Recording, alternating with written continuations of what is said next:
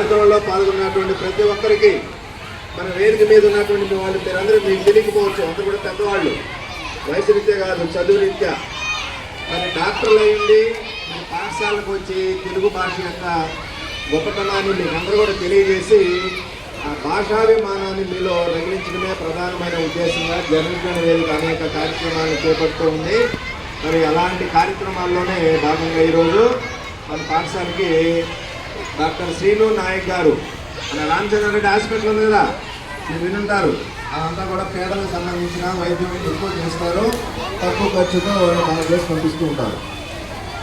అదేవిధంగా ఇక్కడ ఉన్నటువంటి మరో డాక్టర్ గారు డాక్టర్ కాళేశ గారు, సార్ కూడా మంచి పేరుంది, మన గవర్నమెంట్ మెడికల్ కాలేజీలోనే సార్ ఇప్పుడు ప్రొఫెసర్గా వర్క్ చేస్తూ ఉన్నారు. మరి మధ్యలో ఉన్నటువంటి మేడం గారు విజయమ్మ గారు, నాలాగే తెలుగు టీచర్గా పనిచేసి ఈ మధ్యకాలంలోనే మేడము రిటైర్ అయ్యారు. అదేవిధంగా అవతల వైపు ఉన్నటువంటి మరొక వ్యక్తి రాము గారు, సార్ కూడా వేరే ఒక పాఠశాల ఉంది, అయినప్పటికీ కూడాను ఈ తెలుగు భాష యొక్క గొప్పతనాన్ని మీలో బాగా ఎక్కువగా పెంపొందించాలి, తెలుగు భాష యొక్క అభిమానాన్ని మీలో రగిలించాలనేటువంటి ఉద్దేశంతో సార్ వాళ్ళు వచ్చారు. ఇంతేకాకుండా మనకు మోహన్ రెడ్డి గారు ఇంకొక ఆయన వచ్చారు పక్కన ఉండాలి దాకా.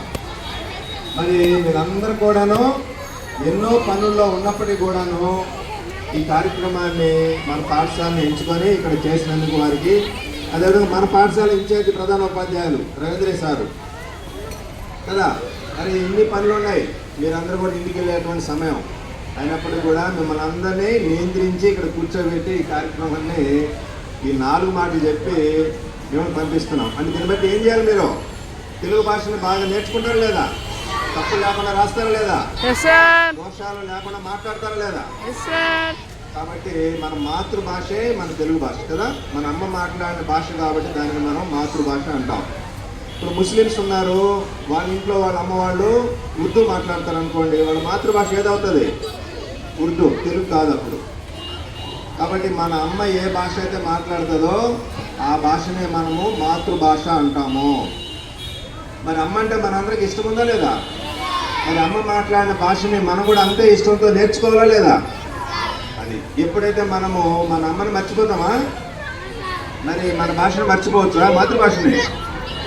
కాబట్టి మన మాతృభాషను మర్చిపోతే మన అమ్మని మర్చిపోయినట్లే. ఈరోజు మీరు ఇక్కడ నిలబడి ఉన్నారు, ఆడ కూర్చున్నారు, నేను మాట్లాడుతున్నా అంటే దీనికి మూలం ఎవరో, మన తల్లిదండ్రులు కదా.